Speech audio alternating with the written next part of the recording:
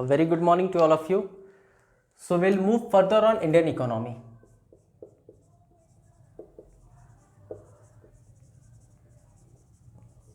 And we'll take one of the most important topic today, that is monetary and credit policy.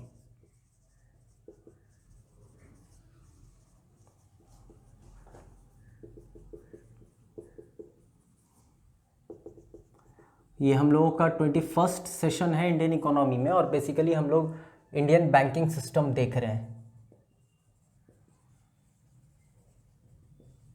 और इस Indian banking system के तहत हम लोग आज कोशिश करेंगे समझने का कि what RBI plays a role in Indian banking system, okay, rather in Indian economy. किस तरीके से वो एक कह सकते हो रेगुलेटरी या फिर कह सकते हो एक बैलेंस्ड वे में, बैलेंस्ड अप्रोच के साथ काम करता है, okay, and what role basically it plays in monetary as well as credit policy. अब अगर किसी सेंट्रल बैंक की बात कर लो, भारत के केस में वो आरबीआई है। For India it is RBI, reserve bank of India.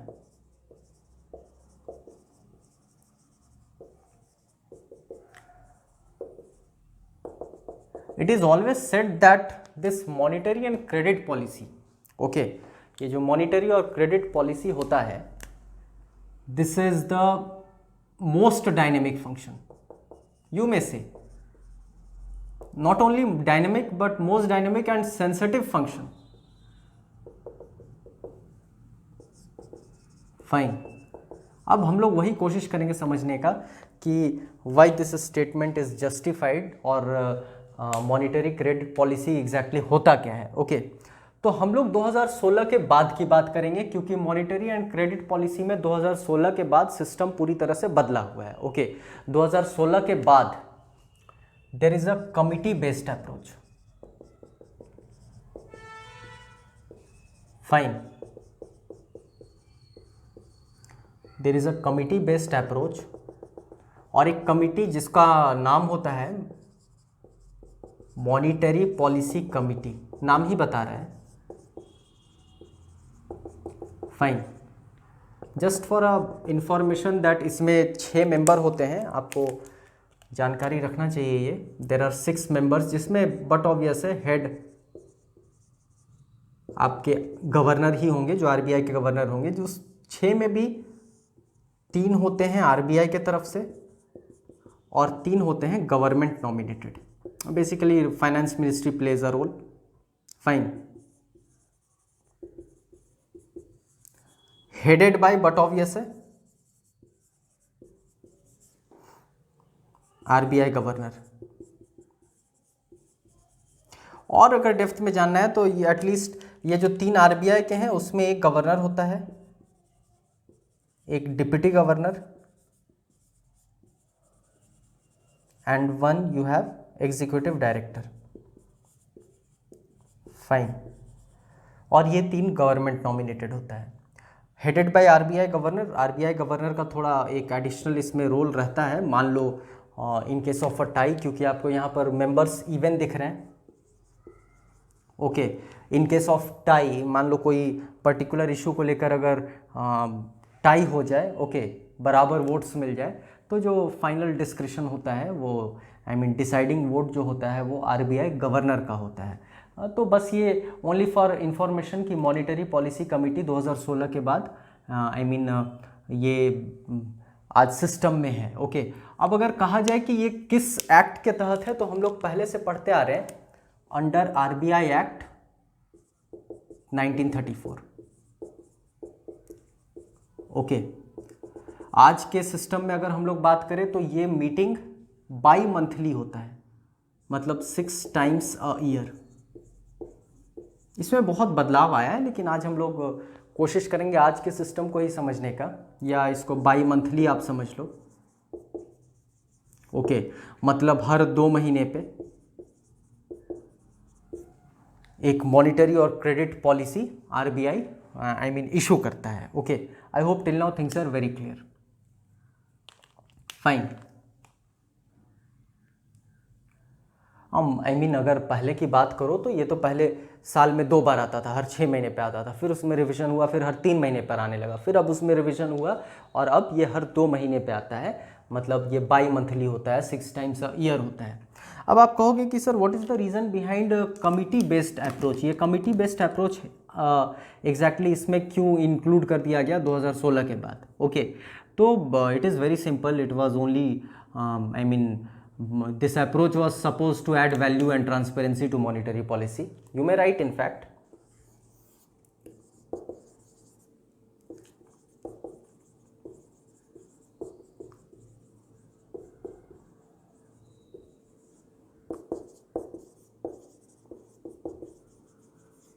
Okay. तो वैल्यूज़ और ट्रांसपेरेंसी ऐड तो करना था ही आपके मॉनिटरी पॉलिसी में, इस वजह से इसको एक कमिटी बेस्ड अप्रोच बना दिया गया। और ख़ास बात की एक आरबीआई को स्टैट्यूटरी रिस्पॉन्सिबिलिटी देना था। Okay, so you may even write that to give statutory responsibility to RBI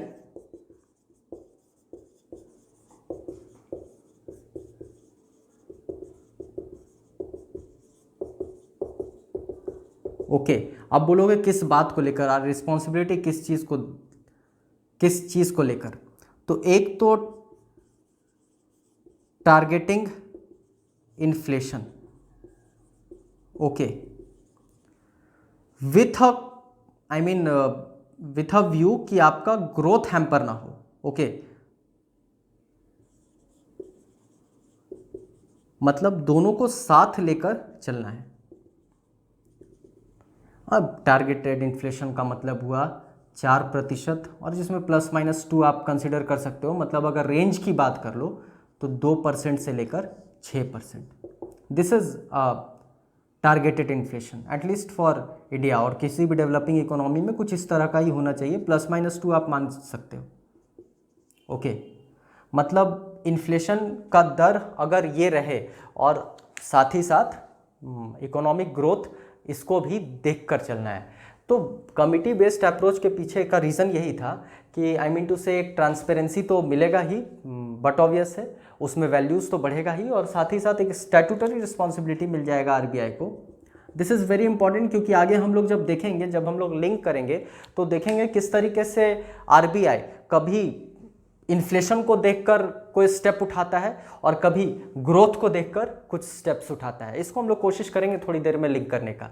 okay, जैसे a very very beautiful example is in a very recent past, first of its kind LTRO, हम लोग अभी पढ़ेंगे थोड़ी देर में, long term repo operation, जो कि फरवरी 2020 में आरबीआई ने पहली बार टू से ये शुरुआत किया था LTRO। तो बेसिकली वो कहीं ना कहीं ग्रोथ को लेकर एक नया मैकेनिज्म शुरू किया। हम लोग देखेंगे, नथिंग टू वरी अबाउट। पहले आप इस चीज़ को कोशिश करो समझने का, just take a look on it. मतलब अगर आपसे आज के बाद अगर कोई ये सवाल पूछता है कि आरबीआई का basic objective monetary and credit policy में क्या होता है, तो आपके पास 2 उत्तर होना चाहिए, 2 आंसर होना चाहिए। पहला होना चाहिए कि it has to target inflation, और दूसरा with a objective of growth, economic growth. Okay, दोनों टू से मॉनिटरी और क्रेडिट पॉलिसी का एम होता है। Okay, just take a look. Fine,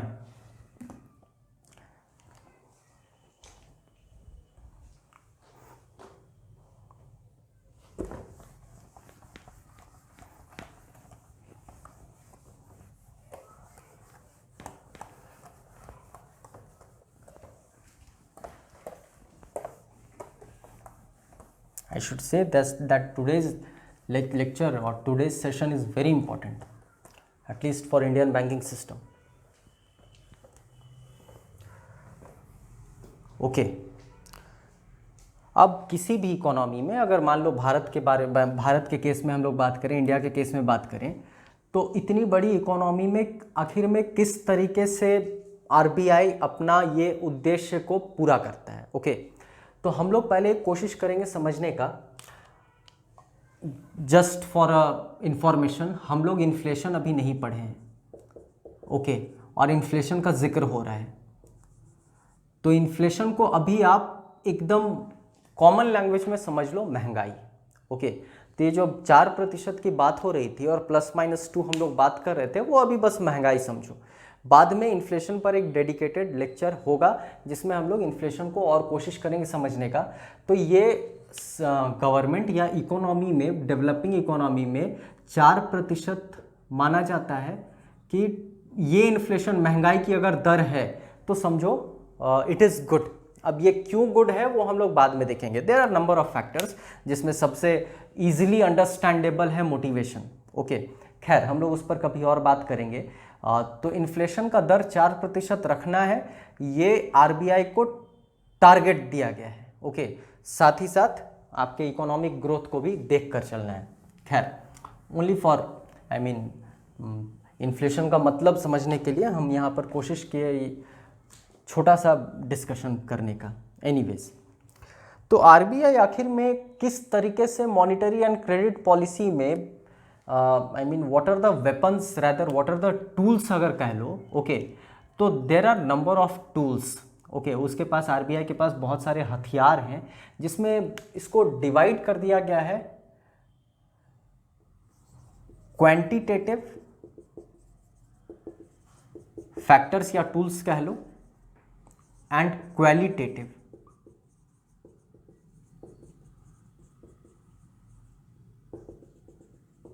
okay, there are number of factors. अब उसमें अगर और हम लोग कोशिश करें समझने का या डिकोड करने का, then there are cash reserve ratio,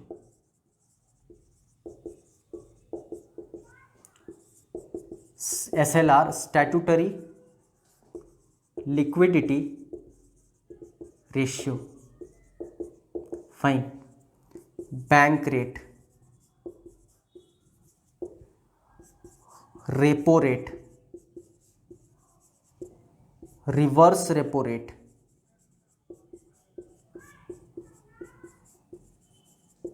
MSF rate, then OMO, open market operation.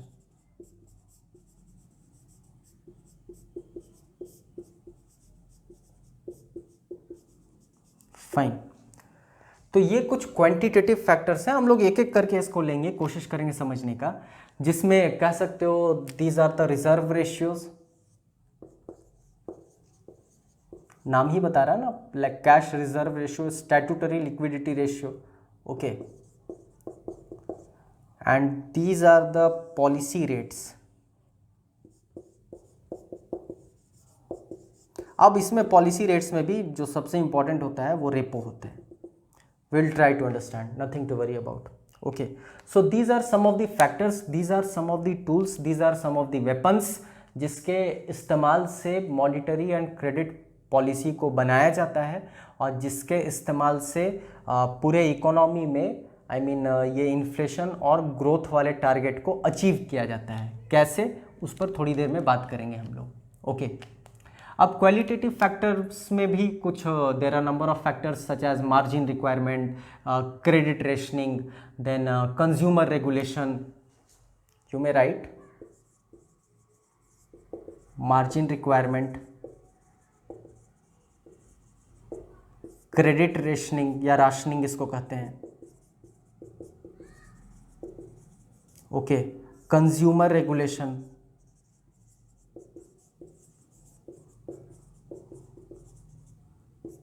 Moral suasion, direct action. There are some qualitative tools in fact. Okay, या फिर कह सकते हो गाइडलाइंस, कभी कभी डायरेक्ट गाइडलाइंस के माध्यम से भी ओके ये काम किया जाता है। तो पहले तो हम लोग ये समझ लिए कि व्हाट आर द वेपन्स, मतलब these are the tools of RBI.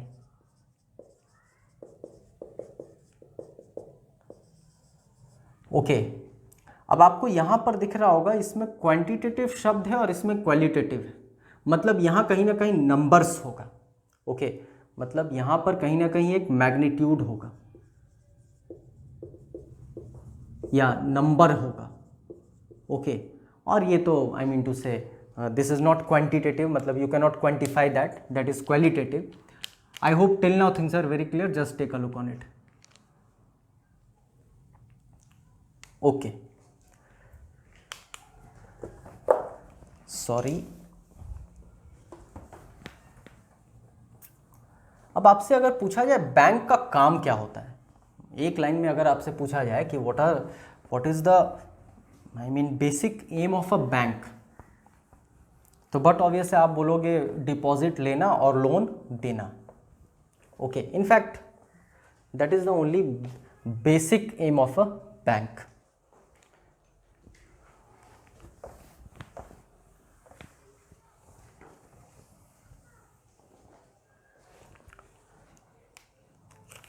So we can say that if this is a bank, I hope आपको इससे ही बहुत कुछ क्लियर हो जाएगा.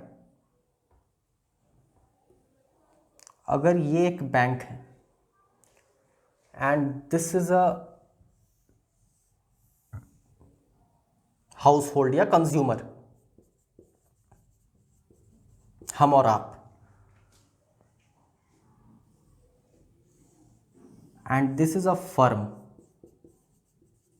Okay, let us suppose, तो हम और आप यहां सेविंग करते हैं. दिस इज आवर सेविंग, तो हमको इस पर इंटरेस्ट मिलता है. अच्छा, ये इंटरेस्ट पे कौन करता है? दिशा ध्यान रखना, ये डायरेक्शन ध्यान रखना, बैंक इंटरेस्ट पे करता है. Fine, something like this. या अगर इसको सर्कुलर फ्लो ऑफ इनकम से समझना है तो बैंक इस तरह से इंटरेस्ट देता है. फाइन, हम लोग सेविंग किए, मतलब कहीं ना कहीं हम लोग डिपॉजिट किए. ओके, इस डिपॉजिट पर हमको क्या मिला? तो हमको बदले में इंटरेस्ट मिला. सॉरी,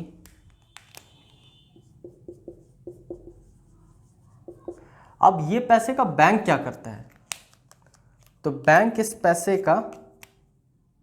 पैसे को आगे किसी फर्म को देता है जिसको हम लोग कहते हैं लोन. ओके, और खास बात कि ये भी रिटर्न बैंक को करता है विथ इंस्टॉलमेंट, मतलब ईएमआई जिसको हम लोग कहते हैं, विथ इंटरेस्ट. फाइन, कुछ ऐसा सिचुएशन चल रहा है. मतलब हम लोग यहां पर बैंक को एक माध्यम लेकर basically circular flow of income को समझ रहे हैं. फाइन, एक चीज हमेशा ध्यान रखना, इकोनॉमी में ये बड़ा इंपॉर्टेंट चीज होता है. One man's expenditure is always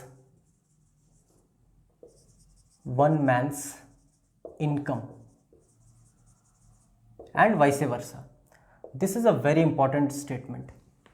अगर आप इस चीज़ को समझ रहे हो, ओके, तो जो इंडियन इकोनॉमी में कह सकते हो आज there are number of challenges, okay, उसको आप कहीं ना कहीं समझ पाओगे इन फर्दर सेशंस इनफैक्ट. तो यहाँ पर आप देखो कि आपके पास कुछ रुपया था.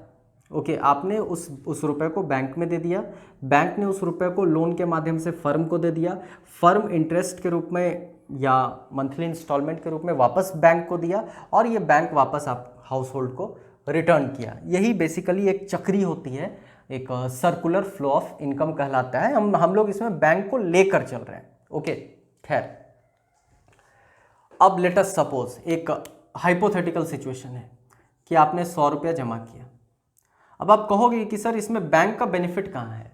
और बैंक का बेनिफिट नहीं है तो हम लोग पढ़े हैं कि बैंक तो जो मतलब पब्लिक सेक्टर हो या प्राइवेट सेक्टर हो, एक बड़ा परसेंटेज जो है जो कमर्शियल बैंक है. और कमर्शियल बैंक का मतलब हम लोग अगर कोऑपरेटिव बैंक्स को हटा दें तो कमर्शियल बैंक्स का बेसिक उद्देश्य होता है प्रॉफिट कमाना. तो यहाँ पर बैंक का प्रॉफिट कहाँ है? तो उस प्रॉफिट को कोशिश करना आप समझने का. आप 100 रुपये डिपॉजिट किए, मान लो, this is a hypothetical situation. Okay, bank ने कहा हम आपको 4% सेविंग पर इंटरेस्ट देंगे. मान लो बैंक ने ये 100 रुपया लोन के रूप में लेट अस सपोज इस फर्म को दे दिया. और बैंक ने इस फर्म को कहा कि हम तुमसे 9% इंटरेस्ट लेंगे। आई होप आपको बैंक का मुनाफा दिख रहा होगा। आई होप ये जो फ़र्क आ गया, आई मीन टू से यहाँ 4% का, यहाँ 9% का, जो आपको फ़र्क दिख रहा है 5% का, फाइन, ये 5% बैंक का अपना मुनाफा है, फाइन। अब जब हम लोग याद करो आप, इससे पहले का session, couple of sessions back, हम लोग बात किए थे कि डिपॉजिट्स बेसिकली 2 तरह का होता है, फाइन। एक होता है डिमांड डिपॉजिट, एक होता है टर्म या टाइम डिपॉजिट, फाइन। मान लो यहां से आपको समझ आएगा कि what is the reason behind कि आरबीआई इंसिस्ट करता है टू ऑल शेड्यूल्ड बैंक्स, जो भी आई मीन आरबीआई के शेड्यूल में हैं, आरबीआई के अंतर्गत हैं, ओके, उसको इंसिस्ट करता है कि आप ऐसा ऐसा काम करो, नॉट इन फैक्ट इंसिस्ट करता है, ऑब्लिगेट करता है, कह सकते हो, it is the obligatory I mean demand, fine. तो डिमांड डिपॉजिट और टाइम डिपॉजिट, डिमांड डिपॉजिट में हम लोग बात किए थे there is a saving account and there is a current account. अब इसका मतलब क्या है? इसका मतलब, शब्द को पकड़ो, डिमांड का मतलब मांग, ओके। अब लेट अस सपोज इस हाउस होल्ड ने ये 100 रुपये जमा किया बैंक को, ये देयर इज अ पॉसिबिलिटी कि अगले 1 घंटा में वो ये 100 रुपये डिमांड कर सकता है, फाइन। टर्म डिपॉजिट में हम लोग पढ़े थे there is a fixed deposit and we have recurring deposit. Fixed deposit में भी there are number of cases, कहा जाता है कि 1% आपको इंटरेस्ट पेनल्टी के रूप में देना होगा, ओके, अगर आप टर्म से पहले पैसा मांग लेते हो। मतलब फिक्स्ड डिपॉजिट में भी आप डिमांड कर सकते हो अपने मनी का, अपने रुपए का, लेकिन उसमें कहीं पेनल्टी देना पड़ता है। इसका अर्थ ये हुआ, मोटे तौर पर अगर आप देखो तो इसका अर्थ ये हुआ कि आप अगर बैंक में पैसा जमा कर रहे हो, okay, then you have options कि वो पैसा वापस मांग भी सको, ओके। और in a case, there is a case, हम हाइपोथेटिकल केस मानकर चल रहे हैं कि ये 100 रुपया इस व्यक्ति ने इस बैंक में जमा किया और अगले ही मोमेंट ये पैसा पूरा का पूरा इस फर्म को लोन के रूप में दे दिया गया, और उसके 1 घंटे बाद इस हाउस होल्ड को ये 100 रुपया का जरूरत आ गया, लेट अस सपोज, ओके। उसका उद्देश्य था सेविंग करना, लेकिन due to some unforeseen situation, okay, due to some fire fighting situation, due to some you may say unavoidable situation, या फिर कुछ भी आप मान लो, ये पैसा अगर उस बैंक से उसको वापस चाहिए और वो बैंक के पास जाएगा और कहेगा मेरा पैसा वापस करो, लेकिन अनफॉर्चुनेटली इसने तो पैसा फर्म को दे रखा है, तो सिचुएशन बड़ी भयावह हो जाएगी, okay. Just try to visualize a thing कि आप बैंक में गए और बैंक वाला ये कहता है कि I don't have money to give you back, okay. तो एक टर्म दिया गया है इस चीज को, बैंक रन, शब्द बता रहे हैं, फाइन। बैंक रन मतलब दौड़ो, भागो, बैंक के तरफ जाओ। अब इसका मतलब क्या होगा?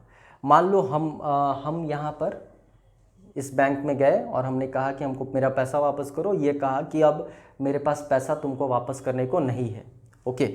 और द मोमेंट ये बात हम किसी दूसरे व्यक्ति को बताएंगे तो उसके दिमाग में भी यही बात आएगा कि मेरा भी तो कुछ पैसा उस बैंक में रखा हुआ है, चलो भागते हैं बैंक के पास और वो पैसा अपना निकाल लेते हैं। और तीसरे व्यक्ति के दिमाग में भी वही आएगा, चौथे व्यक्ति के दिमाग में भी वही आएगा। और आज एटलीस्ट हम लोग बात कर रहे हैं, टुडे इज 7 सितंबर 2020, मतलब we are on, I mean that pandemic era, okay. Will try to connect the things with pandemic even, और प्री पैंडमिक और पोस्ट पैंडमिक भी हम लोग कोशिश करेंगे समझने का। पोस्ट पैंडमिक तो आज नहीं कर सकते क्योंकि we are on the era of that. खैर, तो 7 सितंबर 2020 में जब information technology, fine, this is a real time you may say, okay,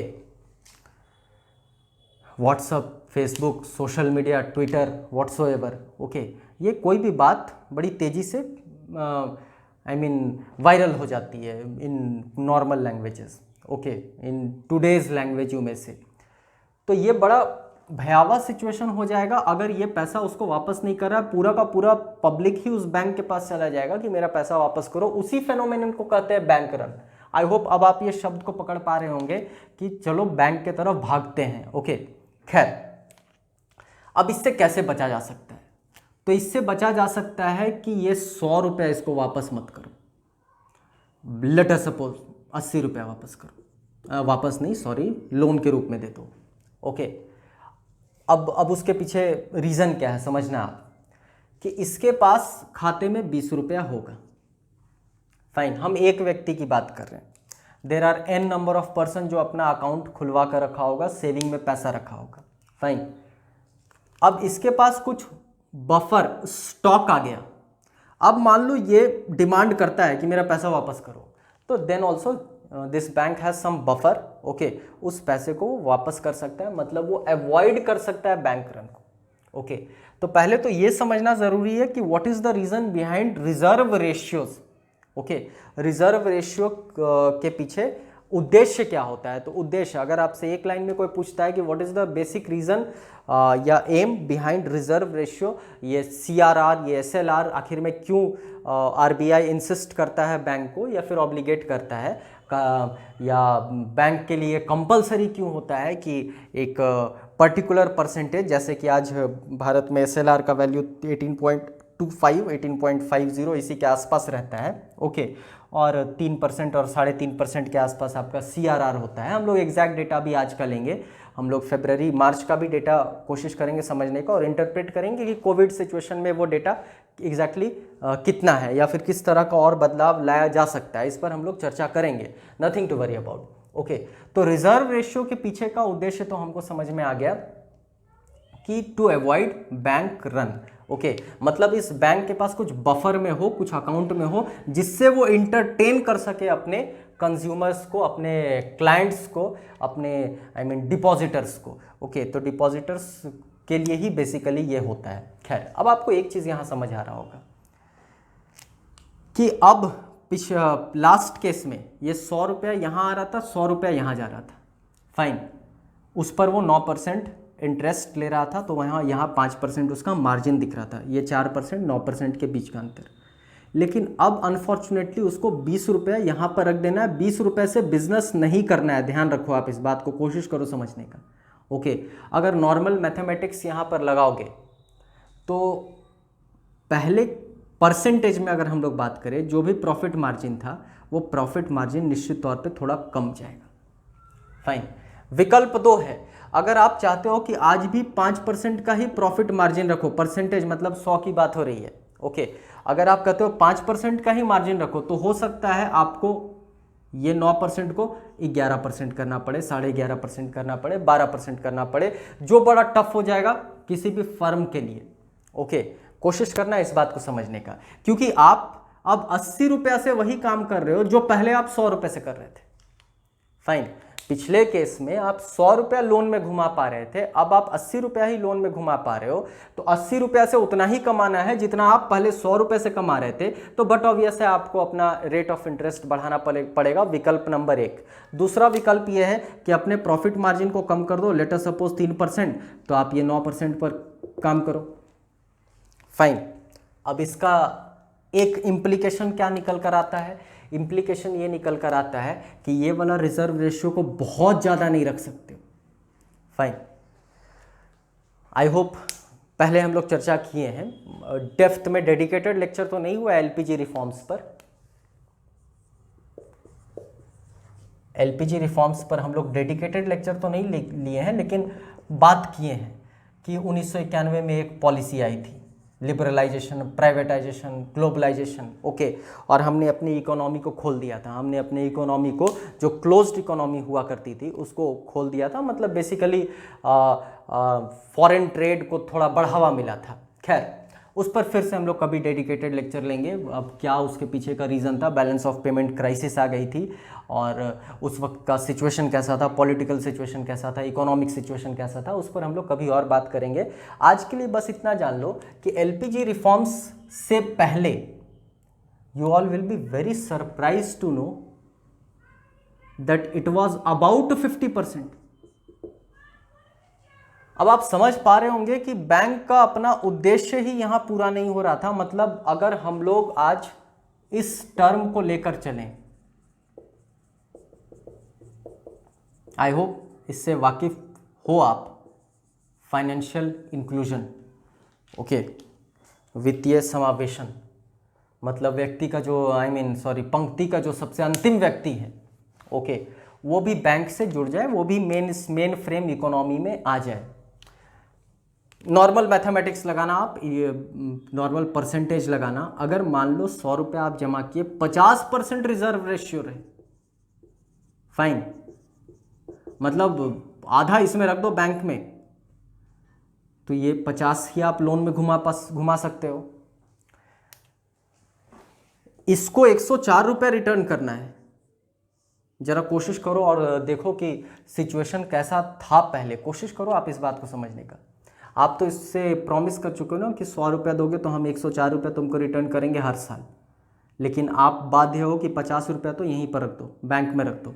अब रीज़न है उसके पीछे, बैंक पर कॉन्फिडेंस ख़त्म हो जाता अगर बैंक में आप जाते और बैंक में पैसा नहीं होता, ओके। बैंक के साथ लोग कम जुड़े हुए थे पहले, तो डिपॉजिट्स बहुत कम हुआ करता था। ये जो यहाँ पर एक हाउस होल्ड की बात कर रहे हैं वो इसकी संख्या बहुत कम थी, फाइन। मेन स्ट्रीम इकोनॉमी में लोग बहुत कम थे, फाइन। प्राइमरी सेक्टर और सेकेंडरी सेक्टर पर ही पूरी इकोनॉमी कह सकते हो निर्भर कर रही थी। सर्विस सेक्टर उस वक्त बहुत प्रोमिनेंट नहीं था। There are n number of reason, okay, सब कनेक्ट कर पाओगे आप। बस अभी पहले मूल संरचना समझ लो, बेसिक स्ट्रक्चर समझ लो आपकी रिजर्व रेशियो का क्या होता है। अब सोचो कि 50 रुपए से आपको कमाना इतना है कि 104 रुपये इसको रिटर्न कर सको, कुछ अपने जेब में भी रख सको, मतलब 100 बहुत कम मानो तो 107 रुपये।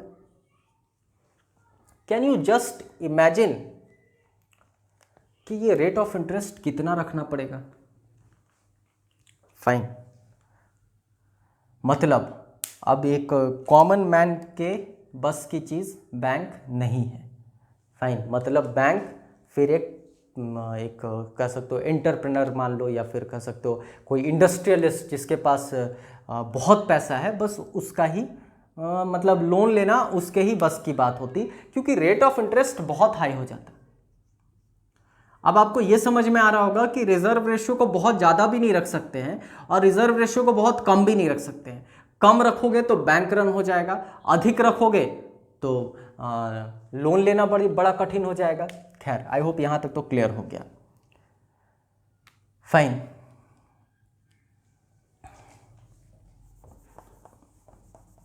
Now we will remove these numbers and we'll try to decode couple of things more. खैर, फाइन। तो आज अब सीन में आ जाता है एक RBI. Just hold on, let me see whether it is on frame और नॉट।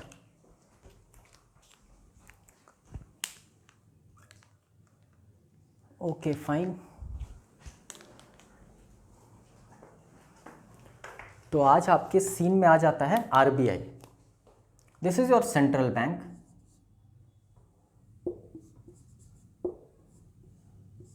Okay, sorry. और जैसा हम लोग अभी बात किए हैं,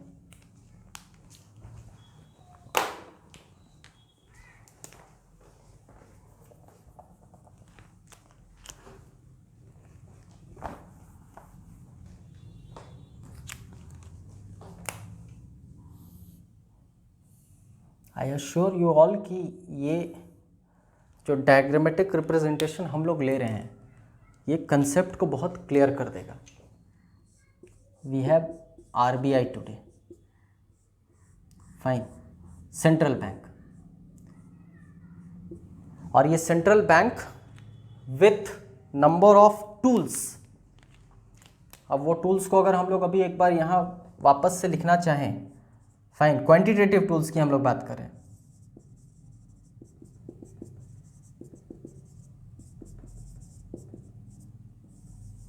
then we have CRR, we have SLR, we have bank rate, ये एकदम टिप पर होना चाहिए आपके, we have repo rate,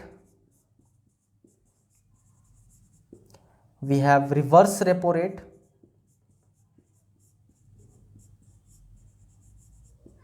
we have MSF rate, आज तो एक LTRO भी आ गया है, and we have finally OMO, open market operation. तो these are the tools. Fine, अब हम लोग कोशिश करेंगे RBI किस तरीके से एक पूरे इस सिस्टम को बैलेंस करके चलता है। Fine, and will try to take individually CRR को कोशिश करेंगे समझने का, SLR को समझने का कोशिश करेंगे। ये तो अभी समझ में आ गया है कि रिजर्व रखना है, रिजर्व रेशियो का क्या इम्पैक्ट होता है, ये तो आई होप आप समझ चुके हो। Fine, just to avoid bank run, इसीलिए रिजर्व रखा जाता है। खैर, just take a look on it first of all. Fine, that means you may in fact write couple of more words to that reserve ratio, that it is the regulatory obligation.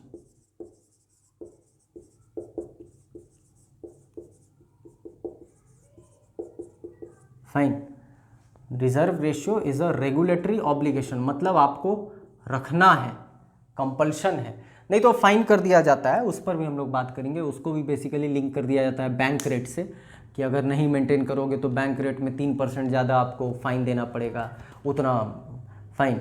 खैर, now एक term हम लोग कोशिश करेंगे यहाँ पर समझने का, NDTL, बहुत आसान है, net demand and time liabilities. Okay, अब देखो, अगर आप बैंक में पैसा जमा किए हो, फाइन, तो बट ऑब्वियस है ये बैंक के लिए लायबिलिटी हो गया, क्योंकि आपको उसको रिटर्न करना है। बैंक ने फर्म को लोन दिया तो वो बैंक के लिए एसेट हो गया, ओके, क्योंकि उससे उसको पैसा मिलना है। इसलिए हमेशा ध्यान रखना, लोन जो होता है वो एसेट होता है इन केस ऑफ बैंक, ओके, और सेविंग या डिपॉजिट जो होता है वो लायबिलिटी होता है। फाइन, आई होप अब आप कनेक्ट कर पा रहे होंगे। नॉन परफॉर्मिंग एसेट, एनपीए का जो इश्यू होता है वो लोन को लेकर होता है, ना कि डिपॉजिट को लेकर होता है। ओके, मतलब ये कहीं से कंफ्यूजन नहीं रखना है कि जो बैंक में पैसा जमा किया हुआ है वो बैंक का एसेट है। यहाँ पर केस डिफरेंट होता है, क्योंकि वो पैसा उसको वापस करना है, मतलब वो उसकी लायबिलिटी है। बैंक ने जो पैसा लोन के रूप में दे रखा है वो उसका एसेट है, क्योंकि उसको उससे कमाई होने वाली है, उससे उसको मुनाफा होने वाला है। I hope it is clear. Just take a look on it. अब ये net demand and time liabilities क्या है? ओके, तो आई होप आप ये डिमांड डिपॉजिट और टाइम डिपॉजिट समझ के डिपॉजिट को चेंज कर दो, ये शब्द को बदल दो लायबिलिटीज़। तो मतलब जो उस बैंक का नेट समझ लो, मतलब दोनों मिलाकर हम लोग बात करें तो जो भी डिपॉजिट या जो भी लायबिलिटी होती है उसको नेट टाइम NDTL कहा जाता है, net demand and time liabilities कहा जाता है। इसका कैलकुलेशन करने का एक अलग तरीका होता है, we don't have to go further on that, उसका रिक्वायरमेंट नहीं है। फिर भी जान लो, वो हर 14 डेज़ पर कैलकुलेट किया जाता है कि आपके बैंक में कितना डिमांड डिपॉजिट है और कितना टाइम डिपॉजिट है, और उससे एक आंकड़ा निकाला जाता है और कहा जाता है इस पर्टिकुलर बैंक का NDTL इस पर्टिकुलर टाइम पीरियड में इतना है या एज सच। ओके, खैर, अब ये NDTL का रिलेवेंस यहाँ पर क्या है? तो RBI ऑब्लिगेट करता है परसेंटेज CRR या SLR, ओके, ऑन NDTL। मतलब CRR का जो भी परसेंटेज होगा और SLR का जो भी परसेंटेज होगा that will be on NDTL। मतलब आप 100 रुपये आप जमा किए हो, जैसे इसके केस में जो हम लोग एग्जाम्पल के रूप में लिए थे, इसने 100 रुपये लेटर सपोज सेविंग के रूप में, डिपॉजिट के रूप में रखा था, तो इस पर्टिकुलर बैंक के लिए NDTL 100 रुपया हो गया। अब ऐसा 500 आदमी था लेटर सपोज, उसमें कुछ आदमी सेविंग अकाउंट में पैसा रखा था, कुछ आदमी करेंट अकाउंट में पैसा रखा था, कुछ आदमी let's suppose term fix deposit और कुछ रिकरिंग डिपॉजिट में पैसा रखा था। तो वो सब पैसे को जोड़ दिया जाए तो वो उस बैंक का कहलाएगा NDTL। और RBI ऑब्लिगेट करता है, ऑब्लिगेटरी रेगुलेटरी ऑब्लिगेशन लगाता है कि आपको NDTL पर कैलकुलेशन करना है और उतना प्रतिशत रिजर्व के रूप में रख देना है, जिसको CRR कहते हैं और जिसको SLR कहते हैं। दो तरह का रिजर्व रेशियोज होता है, इस अभी हम लोग थोड़ी देर पहले भी बात किए थे। This is a very important lecture and I am going very slow in particular this topic, okay, just for a conceptual clarity. Fine, अब हम लोग कोशिश करते हैं CRR को समझने का, उसके बाद फिर फाइनली हम लोग इस इमेज पर फिर से आएंगे। आई होप आपको ये फिनेंशियल इंक्लूजन से कनेक्शन मिल गया होगा, ओके, कि you can not keep reserve ratios very high. Reserve ratio बहुत हाई रखोगे तो बड़ा टफ हो जाएगा किसी बैंक से लोन लेना। फाइन, सॉरी,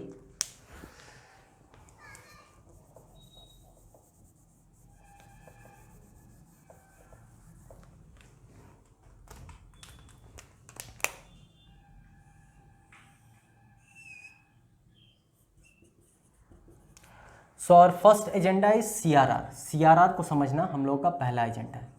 नाम बता रहा है कैश रिजर्व रेशियो, मतलब इतना परसेंटेज तो आपको कैश ही रखना है। फाइन, क्योंकि आपके पास आई मीन अपने एसेट को रखने का there are number of ways, okay. आप कैश रख सकते हो, आप गवर्नमेंट सिक्योरिटीज़ में इन्वेस्टमेंट कर सकते हो, आप गोल्ड परचेज कर सकते हो, प्रीशियस स्टोन परचेज कर सकते हो, व्हाट्सोएवर। लेकिन RBI कहता है कि you have to maintain a particular ratio, और इतना तो मस्ट है कैश रखना, ओके। अर्लियर ये 3 से 15% था, इट वॉज 3 to 15%। 100 की बात हो रही है, मतलब 100 रुपये में 3 रुपया कम से कम और 15 रुपया अधिक से अधिक, okay. You all will be very surprise कि जब इकोनॉमिक रिफॉर्म्स का फेज था, मतलब हम लोग 1991 से पहले की बात करें या LPG रिफॉर्म से पहले की बात करें, ये अपर सीलिंग पर CRR हुआ करता था। मतलब prior to reforms, okay, CRR was on the upper side, मतलब वो 12 से 13 से 14 से 15% के आसपास हुआ करता था। इनफैक्ट 1992 में तो वो 15% था, ओके। खैर,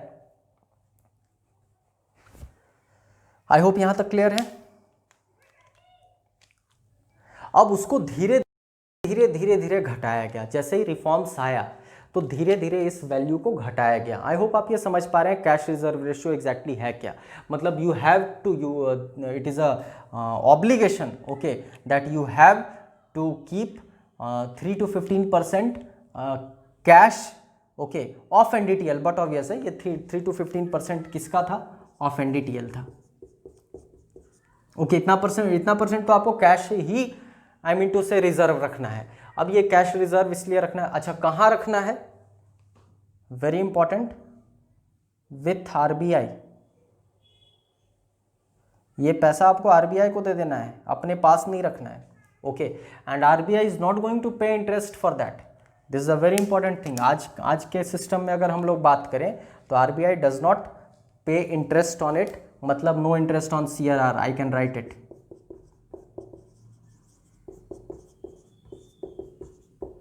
no interest on CRR, fine.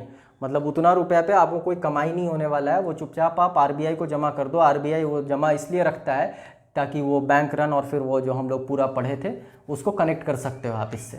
खैर, तो prior to reforms CRR was on the upper side. अगर स्पेसिफिकली हम लोग बात करें तो 1992 में तो ये 15% था। ओके, इसको धीरे धीरे धीरे धीरे आई मीन लोअर सीलिंग की तरफ लाया गया और इनफैक्ट 2003 तक आते आते वो 4.5% हो गया था। मतलब आई शुड राइट इनफैक्ट 2003 आते आते ये 4.5% के आसपास हो गया था। इंटरेस्टिंगली ऑन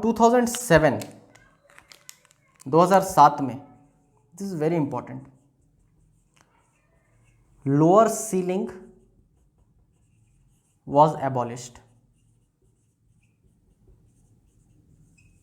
इसको लोअर सीलिंग को लोअर फ्लोर भी कहते हैं, one and the same thing.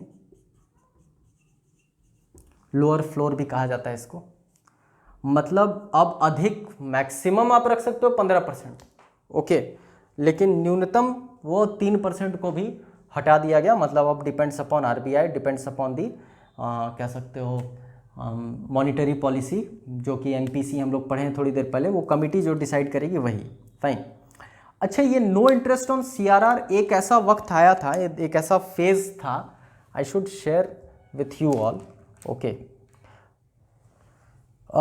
2007 तक एग्जैक्टली अगर बात करो तो 99-2000 से लेकर 2007 तक there was some interest paid।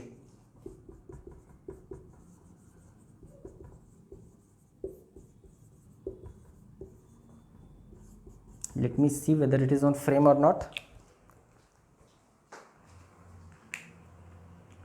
Okay, fine।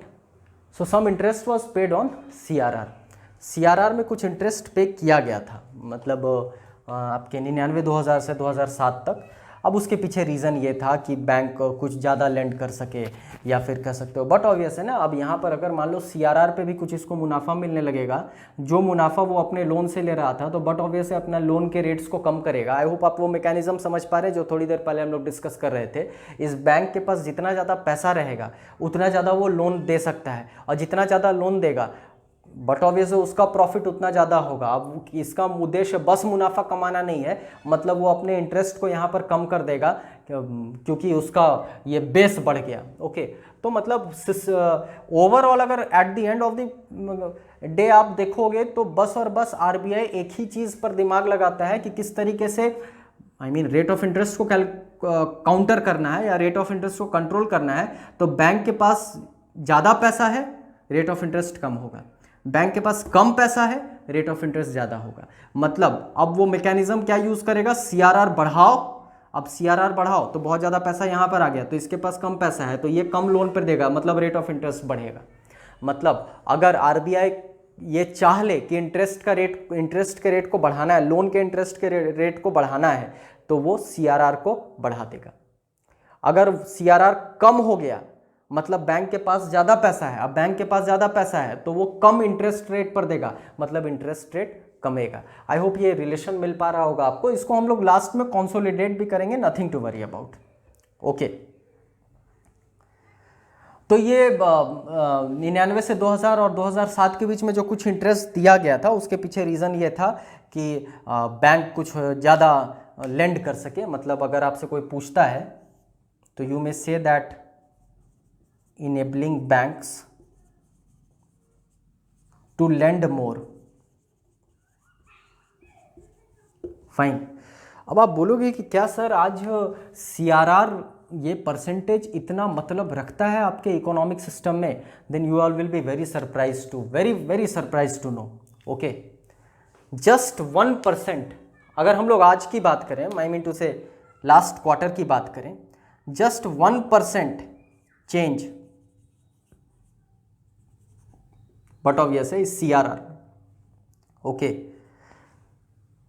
just get surprised, 1.37 lakh, fine, 1.37 lakh crore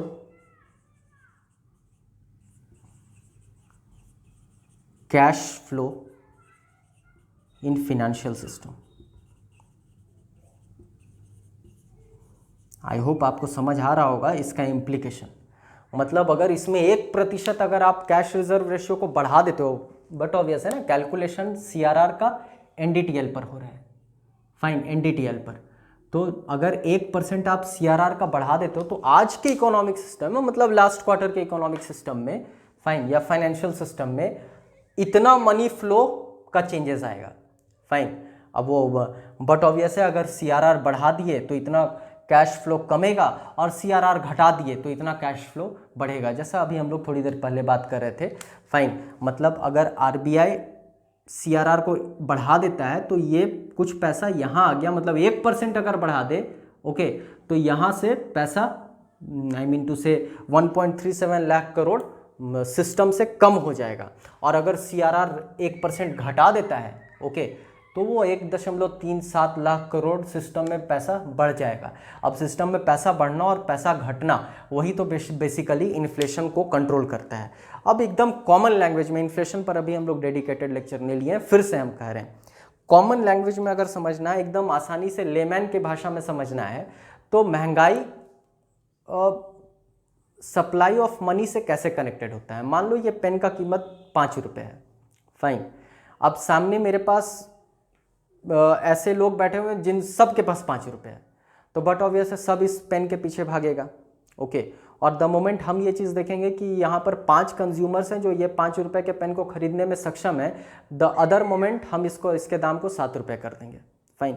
और इंटरेस्टिंगली सोचो कि अगर सब के पास 2-2 रुपये और रहता और सब फिर मेरे पास आता, फाइन, तो मतलब बैठे बैठे ये 5 रुपये वाला पेन 7 रुपया हो गया, जो थोड़ी देर बाद 9 रुपया हो जाएगा, क्योंकि उसको खरीदने वाले लोग हैं, और खरीदने वाले लोग हैं मतलब सिस्टम में पैसा है। तो आई होप अब आप कनेक्ट कर पा रहे होंगे, जैसे सिस्टम में पैसा ज़्यादा होता है तो महंगाई बढ़ती है, सिस्टम में पैसा कम होता है तो महंगाई घटती है। पेन को खरीदने वाले अगर बहुत लोग नहीं मिलेंगे तो इस पेन का कीमत कमेगा, फाइन। पेन को खरीदने वाले लोग बहुत ज़्यादा मिल जाएंगे तो पेन का कीमत बढ़ेगा, ओके। तो बट ऑब्वियस है, मनी सप्लाई कहीं ना कहीं इन्फ्लेशन पर रोल प्ले करता है। I hope till now things are very clear on it, okay. अब ये जो नो इंटरेस्ट ऑन सीआरआर है, ये बड़ा कंट्रोवर्शियल है। कंट्रोवर्शियल इसलिए है क्योंकि आपको ध्यान आ रहा होगा, अगर इससे पहले के लेक्चर्स को आप फॉलो किए हो, ओके, तो this is 21st session on Indian economy. तो हम लोग नंबर ऑफ टाइम्स बात किए थे Narasimham one committee, M Narasimham ex आपके आरबीआई गवर्नर हुआ करते थे, जो बैंकिंग रिफॉर्म्स में जिनका नाम कह सकते हो सबसे प्रोमिनेंट होता है, एम नरसिम्हम, ओके। तो I should in fact share that even, M Narasimham. हम लोग फर्स्ट कमेटी की बात करें, नरसिम्हम 1 और नरसिम्हम 2 आया था। एक नरसिम्हम 1 91-92 में ही आया था, ओके, और दूसरा 98-99 के आसपास में आया था। तो जब नरसिम्हम 1 कमेटी आई थी तो उसने तो ये भी रिकमेंड किया था कि सीआरआर पे भी इंटरेस्ट दो, ओके। मतलब अगर आई मीन कहा जाए कि ये वाले फेज में पैसा दिया गया था सीआरआर में, तो किस कमेटी के रिकमेंडेशन पर दिया गया था, तो एम नरसिम्हम 1 ने तो रिकमेंड किया था कि पे interest on CRR,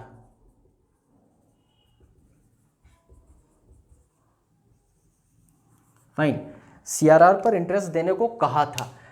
but obvious है उसके पीछे रीजन यही है, ओके, ताकि बैंक सक्षम हो सके कि ज़्यादा से ज़्यादा इंटरेस्ट ज़्यादा से ज़्यादा लेंड कर सके, ज़्यादा से ज़्यादा लोन में पैसा दे सके। Just take a look on it, fine.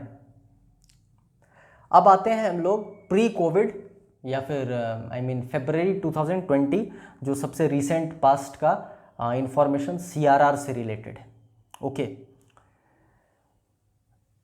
अब आपके just because of a slow down in the economy, मतलब वो पूरे आई मीन विश्व की अर्थव्यवस्था में जो स्लो डाउन आया था, जिसके वजह से कह सकते हो ऑटोमोबाइल सेक्टर, जिसके वजह से आपके हाउसिंग इंफ्रास्ट्रक्चर सेक्टर, ये सब सेक्टर में जो स्लो डाउन आया था, तो उस चीज़ को देखते हुए आपके मोदी 2 में, ओके, मतलब मोदी जी के गवर्नेंस में, फाइन, और फरवरी 2020 में ऐसा कहा गया था कि आप without maintaining mandatory CRR 3 sector में लेंडिंग कर सकते हो। मतलब you can say that RBI allowed banks to lend in automobile, residential and MSME sector. This is very important information. Fine. MSME, housing sector and automobile, ये तीनों में थोड़ा slow down आया था इस वजह से। तो फरवरी 2020 में कहा गया, जस्ट होल्ड ऑन, फरवरी 2020 में कहा गया कि you may land without maintaining CRR.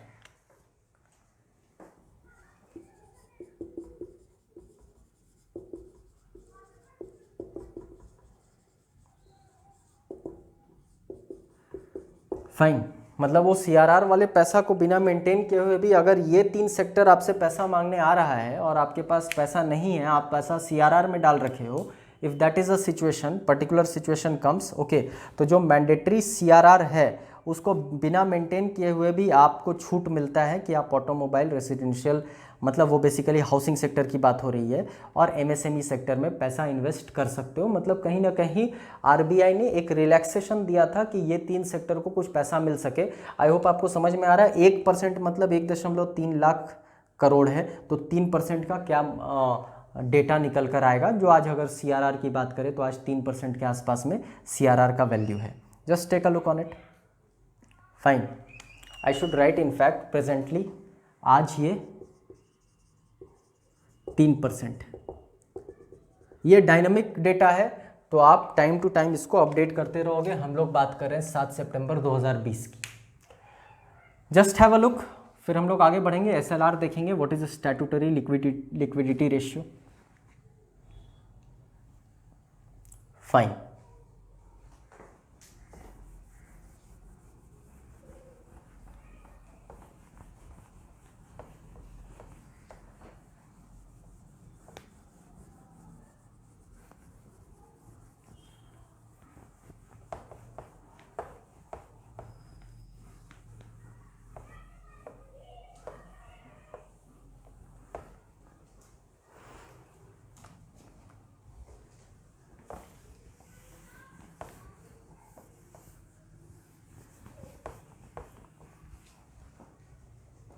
Okay, so our next agenda is statutory reserve ratio.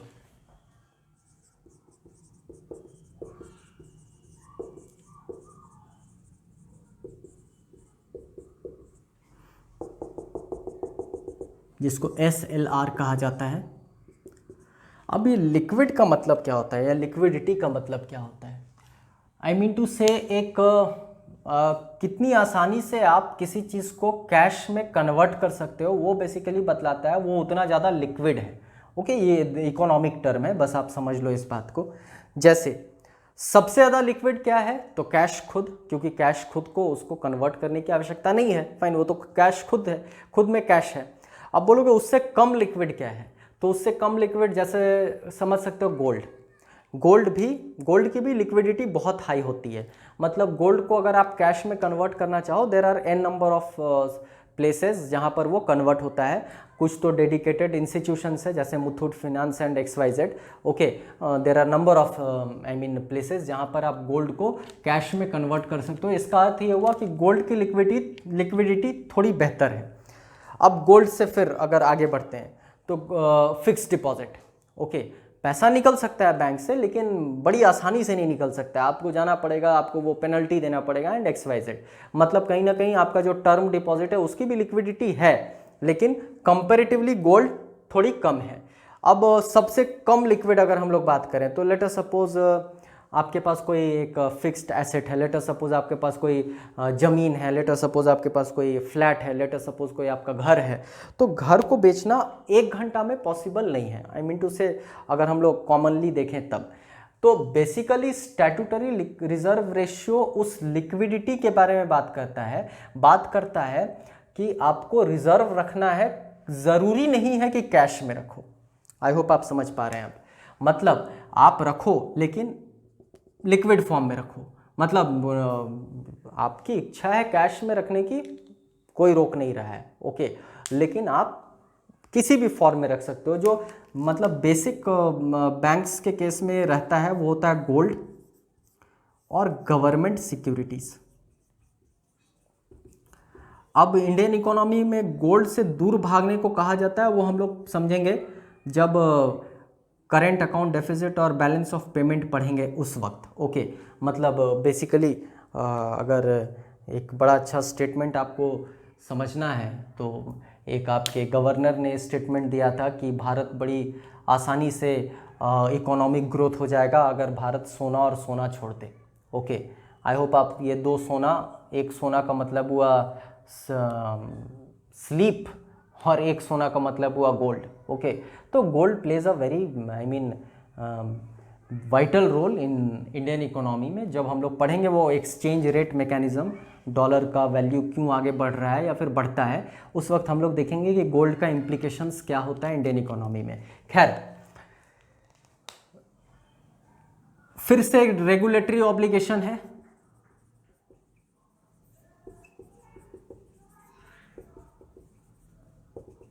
For what, that एक पर्टिकुलर रेशियो है, आज के डेट में वो 18.50 और 18.25 के आसपास में है। Let me verify, it is 18.50 today. Just last month वो 18.25 था, प्रेजेंटली 18.50। मतलब 100 रुपये का 18 रुपया 50 पैसा आपको रिजर्व रखना है, वो भी लिक्विड फॉर्म में रखना है, ओके। आपकी इच्छा है कैश रखने की, रख लो, ओके, लेकिन प्रेफर करो गवर्नमेंट सिक्योरिटीज, ओके।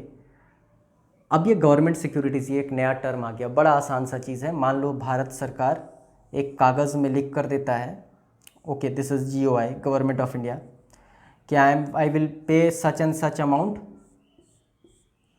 मतलब एक गवर्नमेंट बॉन्ड हो गया, ओके। मतलब तुम हमको 100 रुपये दो, हम अगले 1 वर्ष में आपको 108 रुपये देंगे, अगले 90 दिन में 108 रुपये देंगे, अगले 90 दिन में 110 रुपये देंगे, whatsoever depending upon the rate of interest. तो ये कागज़ कहलाता है गवर्नमेंट सिक्योरिटी, फाइन। तो RBI कहता है कि आपको पैसा रखना है, फाइन, लिक्विड फॉर्म में रखना है। आज का सिस्टम में सिचुएशन ऐसा है कि they are forced to invest in GSEC, government securities. Government securities को शॉर्ट में GSEC कहा जाता है, एक ही बात हुआ, फाइन, दिस इज GSEC। तो आज के सिस्टम की अगर बात करो तो you may say that they are forced to invest in GSEC, okay. अब खास बात, मतलब ऐसा नहीं है कि वो बाध्य हैं इस चीज़ को रखने में, लेकिन हम बात कर रहे हैं कि मोर और लेस, ओके। सो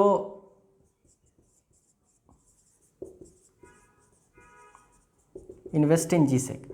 अब इंटरेस्टिंगली M नरसिम्हम, फिर से वही M नरसिम्हम 1 कमिटी वाले ने कहा था स्टॉप फोर्सिंग। अब इसका इम्प्लीकेशन आपको समझ में आएगा, नथिंग टू वरी, फाइन। अब गवर्नमेंट, मान लो गवर्नमेंट को 100 रुपये की आवश्यकता है, fine, this is our GOI, okay. इसका लेटर सपोज 100 रुपये वैल्यू है, एक कागज़, एक A4 शीट मान लो, उसमें गवर्नमेंट ने लिख दिया कि हम such and such rupees after such and such time आपको रिटर्न करेंगे, 100 रुपया अगले 90 दिन में 105 रुपया बनकर आपको वापस मिल जाएगा, मान लो, लेट अस सपोज, मोटे तौर पर। तो ये कहलाएगा गवर्नमेंट सिक्योरिटी। अब गवर्नमेंट इस कागज़ को सेल करेगा, लेट अस सपोज बैंक के पास, फाइन, और बैंक इसको परचेस कर लेगा, फाइन। तो ये सिक्योरिटी आ गया बैंक के पास, रुपया आ गया गवर्नमेंट के पास, इतना आप समझ पा रहे होंगे। तो RBI रेगुलेटरी ऑब्लिगेशन रखता है कि आप भरसक प्रयास करो कि आपके पास ये वाला चीज रहे। कितना रहे? तो 100 रुपये में 18.50 रहे। मतलब एक हाउस होल्ड जो डिपॉजिट कर रहा है बैंक को, फाइन। बैंक कंपेल्ड है आज कि 18.50 गवर्नमेंट सिक्योरिटी खरीद ले। अब गवर्नमेंट सिक्योरिटी बट ऑब्वियस है एक बैंक के लिए वो सबसे ज़्यादा सेफ भी है, क्योंकि भारत सरकार ही कह रहा है कि हम आपको पे करेंगे। मतलब आपने जो रुपया दिया वो 18.5 एकदम सिक्योर हो गया। मतलब इसका एक कनेक्शन आपको दिख रहा होगा कि वो पूरी तरह से सिक्योर हो गया, क्योंकि वो गवर्नमेंट ऑफ इंडिया बैक्ड है। फाइन।